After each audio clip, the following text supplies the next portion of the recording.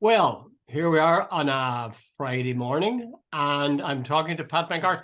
Pat McArt, who has been honoured by the city of Derry for his sterling work as a what? As a civic citizen? For my I contribution don't to mean to make you journalism in the blush, Pat. Northwest. Uh, no, thanks very much. I had a Derry City Council mayoral reception last night, and I'd like to put on the record Sandra Duffy is the mayor, and she was an absolutely lovely woman and very gracious and very kind towards me. So it was very nice. No, it was nice for my family too. What does they say? All politics is local, and we all like to be recognised. So Aye, that's right. it, That's it was right. it was nice, a little bit of recognition. No better man. That's great. Have you loads of pictures? Somewhere there's Aye. Jerry Temple was there last night taking photographs. He's a local photographer. He Mhm. was substituting for my old friend Jim McCafferty. So Jerry took a lot of photographs. God knows where they are, but I'll Aye. see them eventually. Oh, that'll be good. That's good. Well done. Gorgeous. August Mayhew. Thank you. Okay, let's address the affairs of the nation. One of the things that's in the Irish Times today is an article which is talking about voting rights and the Irish abroad. Actually, I think it's a letter rather than an article. What do you think of that idea, Pat? There's a push, quite a push on for this, that the diaspora should be voting. They're talking about it for the presidential election, but there's other people saying, well, they should be voting generally. What do you think? Yeah, so that's a very complex one. I know Polish people in Ireland can vote. I think in an election back in Poland.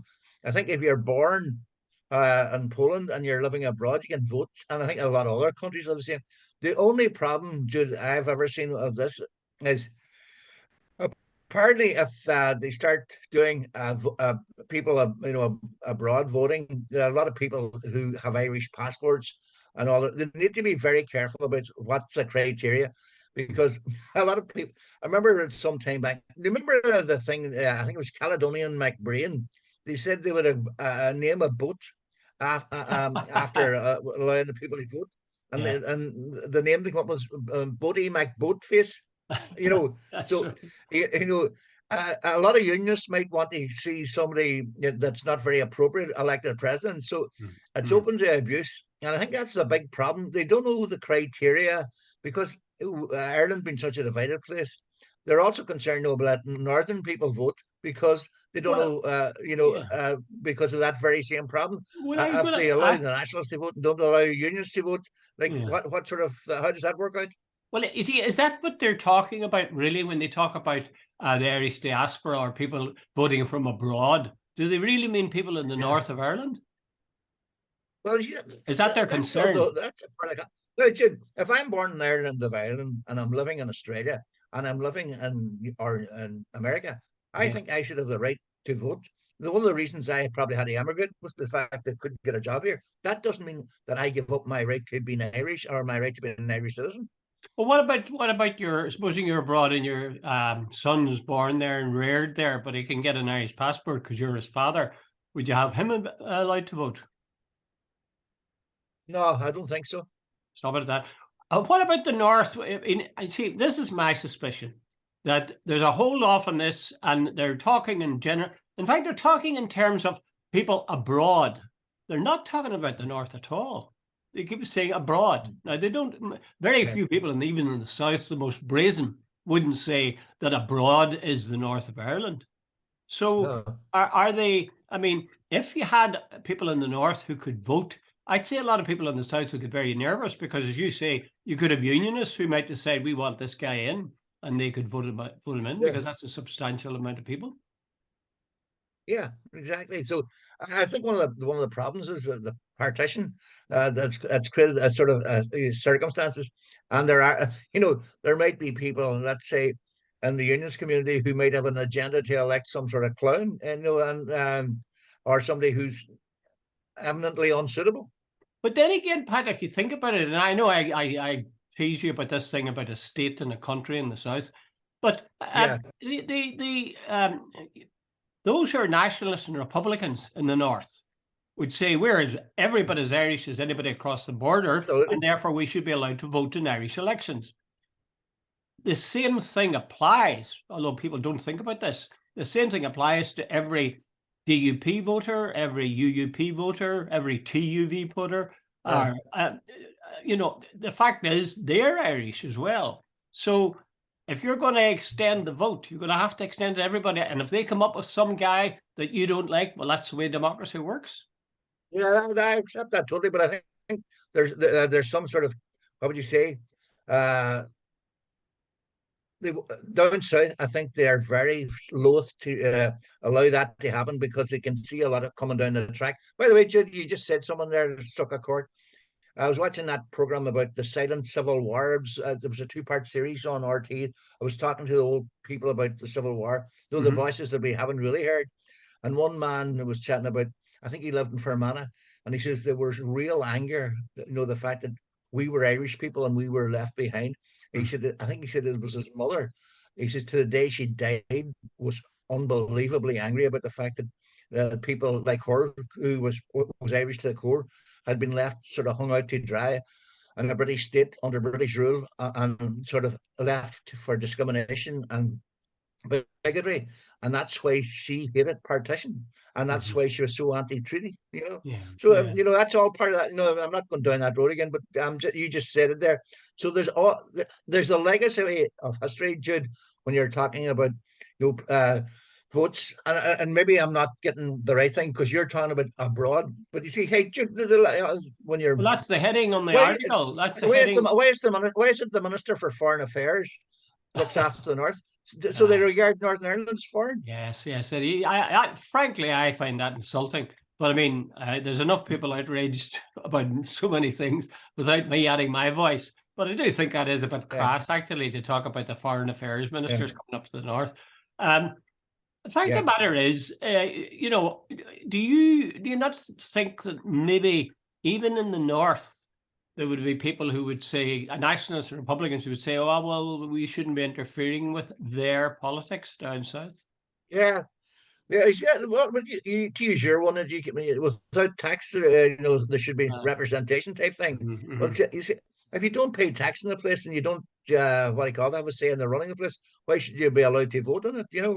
Well, So, why don't they make Jude, room for look, them? I think that's not beyond the brains of a few good people to come up with a system that that has checks and balances that allows people in the north to vote, for instance, at the very least, in the presidential election. Because it's the president of Ireland, by the way. It doesn't say the president of the Republic of Ireland. It's the president of Ireland.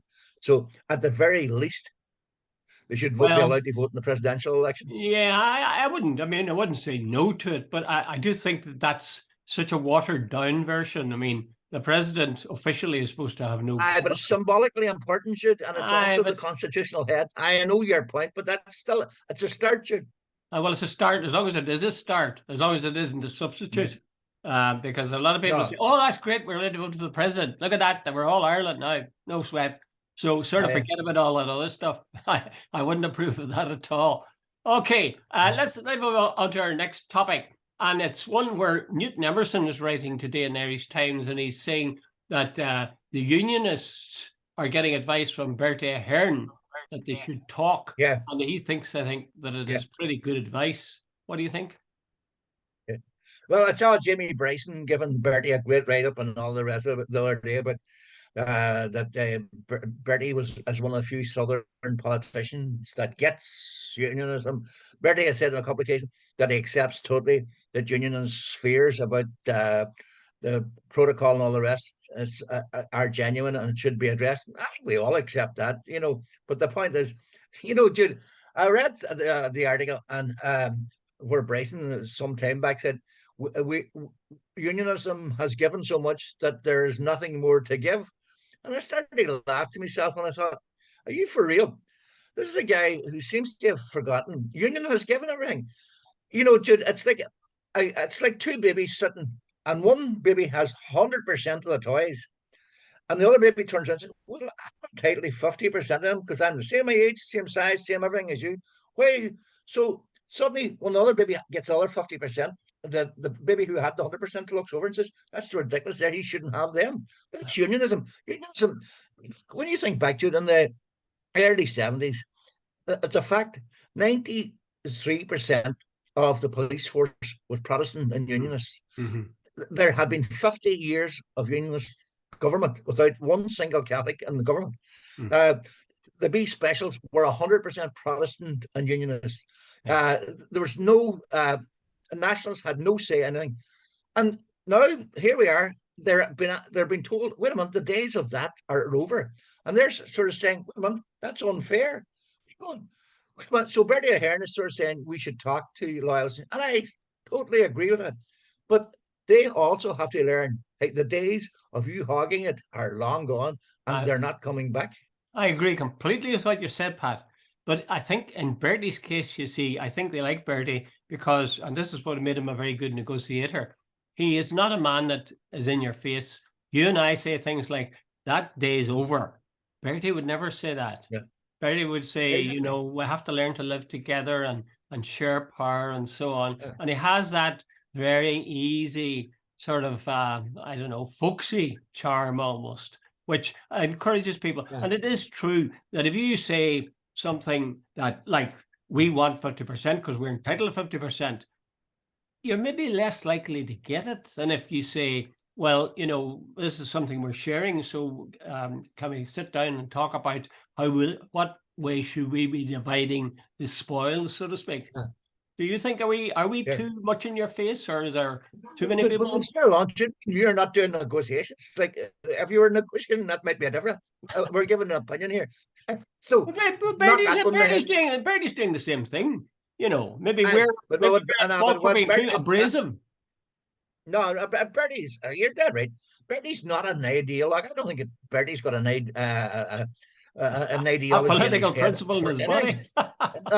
Well, okay. He hasn't got a principle, probably is. That's neither here nor there. Bertie is a total pragmatic politician, and he's dead right in a certain way. He's going to the unions and say, right, look, I understand that your fears and your concerns, and I agree with them, and they should be addressed. But he says he wants up and running. Now, Heaton Harris is on the record as saying that what they're doing right now is actually very dangerous and perils the union.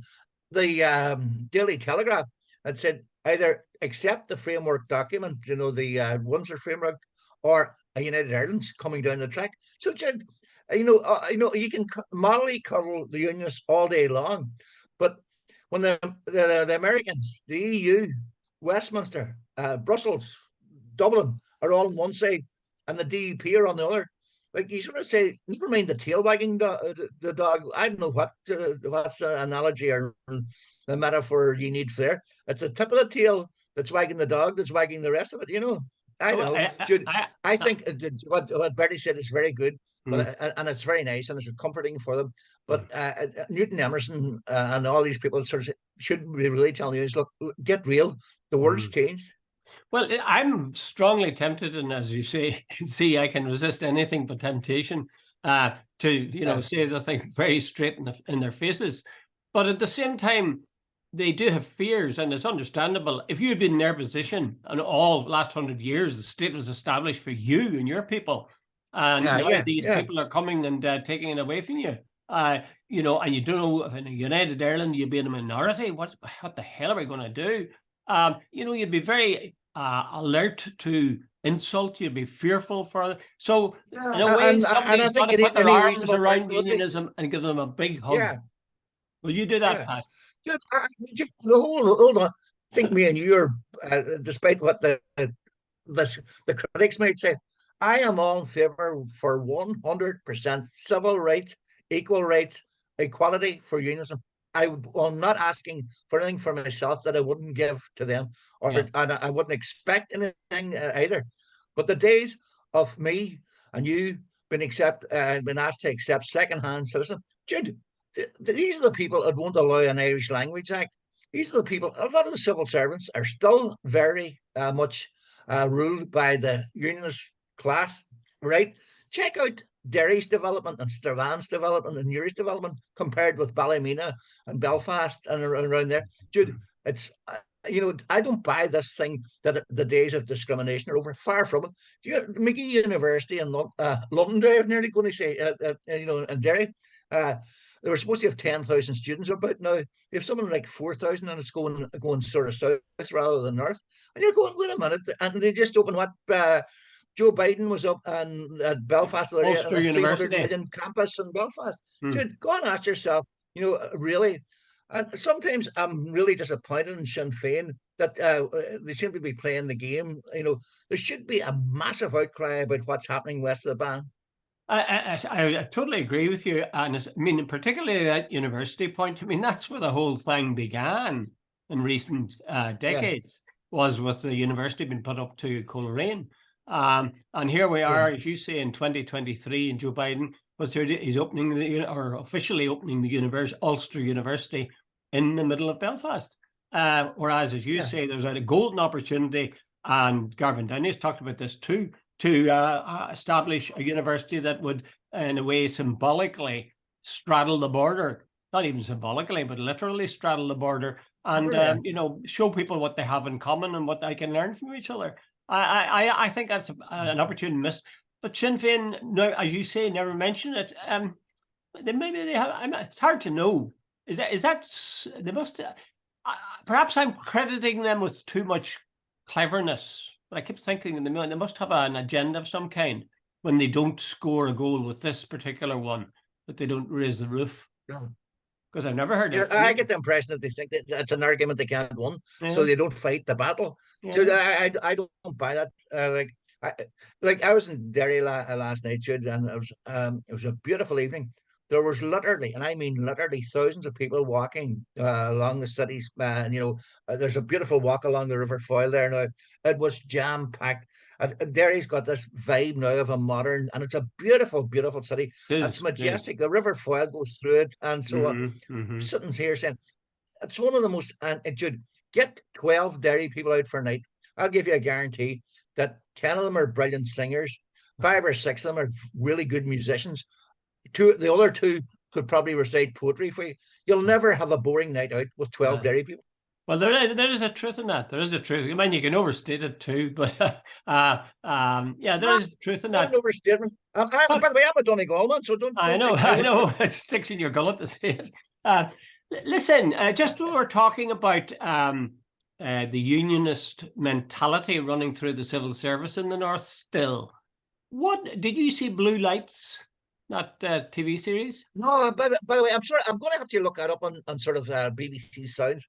I hear it's getting absolutely cracking praise. And I Oh, heard that Ryan Tuberty was on so this did I. morning. Then he said it's absolutely fabulous.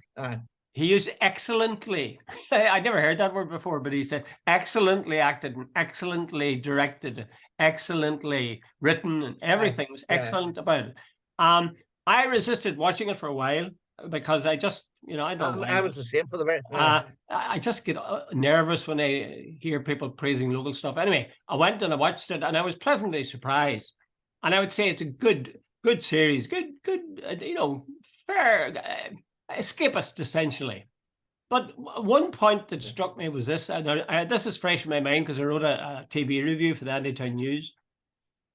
The picture that is presented of the PSNI is told from the point of view of constables, people lower down the chain.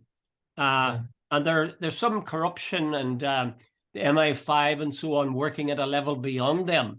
But what you're showing is the kind of ordinary copper on the beat, so to speak, with a heart of gold. Now, you could say, well, that's actually true. Or you could say, well, that's a nice piece of publicity or even propaganda for the PSNI. You're living in Donegal. You know the pulse of things in Derry. How is the PSNI doing over the last, I don't know, what it was in existence, how long now? 20 years, 30 years? Yeah. Well, look, there's definitely improvement because I can see it. There's no way to go but up. PSNI. Gee, that's near enough it. You're taking the words on the way out of my mouth because the RUC was universally detested and for absolutely 100% genuine reasons. They were a political force. The PSNI, I noticed they go around. I've actually seen PSNI guys getting out, driving a car on their own and getting out and going into a shop and so. Dude, when I grew up or lived in a Derry back in the day, where they went around in 2 and 3 Land Rovers, heavily armed and armored, and so on. So, and and I noticed even the last day I stopped off in a shop on Strand Road, and I noticed a couple of people saying hello to the young cop. Now, I don't know how friendly it was, but they said hello. Yeah. Jude, that never happened. Whatever happened. So, to answer your question, there's a definite improvement. Well, look, But here, Jude, there's still a way to go. There's definitely I still a way think, to go. It's not all sweetness and light. well, I think there's a couple of things. One is there's still elements of the RUC literally in the PSNI, some survivors from the RUC. The second thing is there's a danger that mentality would, because these people would be senior people, that might seep through. I'm not sure that Jude, you're not going to believe this. There's a Jude. Jude, can you hold this? Can you? There's somebody at my door, and it's okay. I'll put it on pause, Pat. Okay. Right. Well, that was it. If our listeners, both of them, noticed a slight touch of magic there, that was me pressing the pause button. Pat had urgent work to do. Hey, let's inform Jude. There was a lady in a nurse's uniform came to me one day there.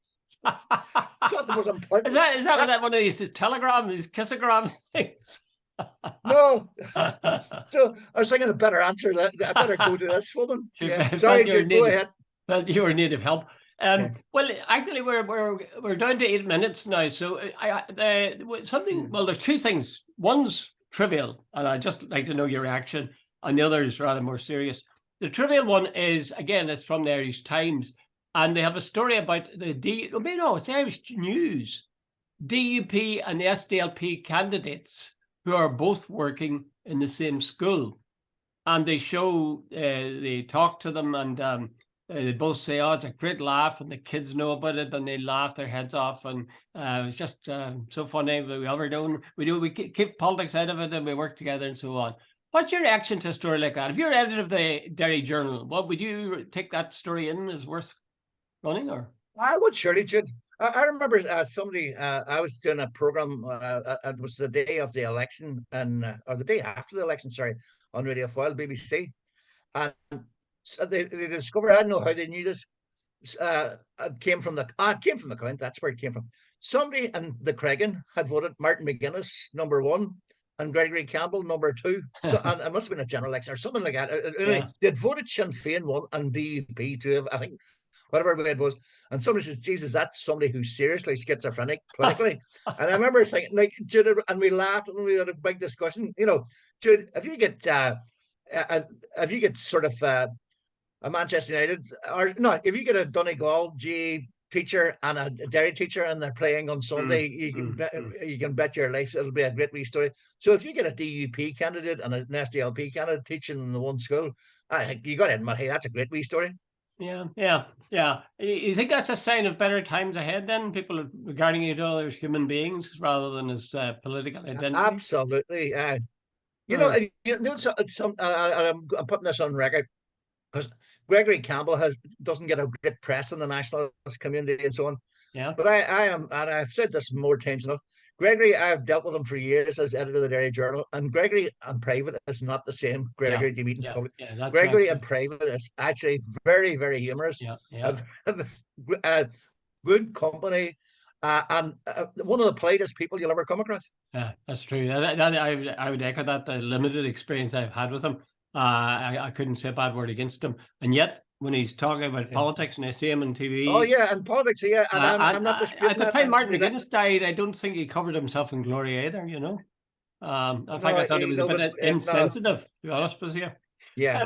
Okay, I said there was another serious one, but I will try to squeeze in two. One is, do you think in 2 weeks' time the Sinn Féin will make a comeback in Derry because they did a disastrous stumble last time round? Do you think they'll make a comeback? Do you think they'll outvote the SDLP?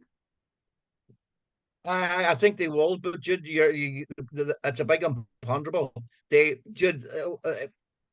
What happened the last time was seismic. They lost the MP. They just didn't lose it.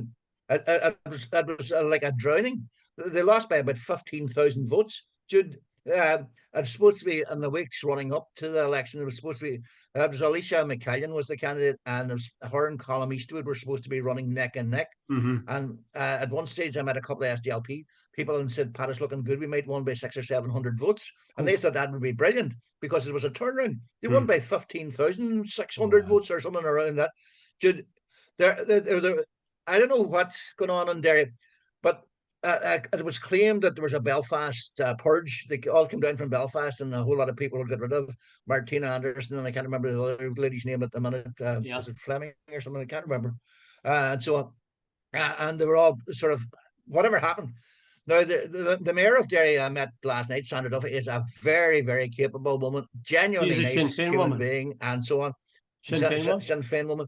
Now, I don't know who. There's a guy, Delargy, and there's somebody else as well whose name escapes me at the minute as well. There's a sort of new generation coming through, but they don't have the same gravitas as the people who went before. Mm. So, like, if you put maybe Sandra Duffy or I think it's Paul Delargy up against, say, the likes of Colm Eastwood, whether that would be enough, I don't know. But you're talking about the local election. I think they'll do all right in the local elections, definitely.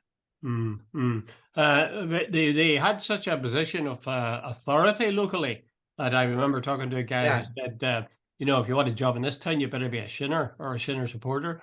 But yeah. Well, those hey, there was days a are certain. gone. I'll give you a quick answer. There was a guy who we both know said to me some years back that the Sinn Féin control in Derry had become so malfeasant, or whatever word you want to use, that Mm-hmm. he said it's nearly as bad as the days of unionism. Now, Jude, that's not a good image for Sinn Féin. Oh, bad. Isn't it funny? It's like the Israelis, you get the bad stuff Yeah. done to you and someone or another infects you and you do it again. Anyway, final story. It will not have escaped your attention, I'm sure, that there is an important event in Westminster on Saturday. And I would have thought, given the fact that you Coronation. are an outstanding citizen in Londonderry, that you would have been at it, representing the city. Jude, don't kid yourself. See all that? There'll be half of Ireland sitting watching that bloody thing. Now, Jude, I have no intention of watching it, RTE but is there'll giving be half of something. it. RTE is giving, what, 4 hours to it steady? Right. Maybe a pomp and spectacle, and maybe people because it's so far removed from most people's lives. Hmm. But what's it costing? Jude, a quarter of 250 a billion million, or something? 250 million. Yeah, 250 million. And the security operation is, they're even sending officers from the PSNI over to and so on. Jesus, dude. But the Brits do brilliant. They do these things great and all the rest of it. I don't ever remember seeing a coronation before. By the way, a friend of mine pointed out that they used the word coronated on the That's Guardian. right, yeah. Somebody Yeah. said, I don't think it can be coronated. I I think know, you can maybe the maybe idea of crown, but crowned can has you got a be bad coronated? crowned has got a bad Uh, reputation. Like they talk about it, crowning somebody with a rolling pin. So maybe they're coronated. coronated. Yeah. Uh, Six aside. Hold on, Jude, wait a minute, Jude. Will you be watching it? No, I won't be watching it.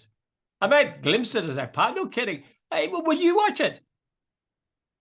Will you? I don't talk, Jesus, Jude. Well, there's an awful lot of people. No, I'm telling you now, there are certainly a lot of nationalists, certain generation who will be watching it and who will think it's money well spent. absolutely. But I think it's crazy. I mean, let alone the fact that it is Charles, this man who is going to be the monarch, and it's going to be a religious ceremony. Like he's the head of the Church of England. And this is a man who expresses the wish to his on his phone to his mistress that he could become a tampon. I mean, come on. Are we serious here? No, that was a private 250 million conversation. on this man who's a But Jude, millionaire himself. that was come on. That was a private conversation that the son sneaked from his phone. Yes, Like but he still held it. we I'm all just see making the things in point. private. We should. That's not the kind of thing you would even. You or I, Pat, as pure thinking people, wouldn't even think that, let alone say it into a telephone. The point I'm making, anyway, the important point is that the idea of the monarchy is nuts. And the people who fund it to the tune of 250 million are equally nuts. Agreed or wrong? The concept of a hereditary royal family, that somebody's born far superior to me or you or to half the population of the world, is ridiculous. Okay, the idea of anybody being superior to you or me is ridiculous. Yeah. Because Okay. but I should Right, Pat. they've no need. Hey, don't slag off North Korea, the Brits, after watching that. Good luck, Pat. Thanks very much. Bye, Jude. Good Bye. luck.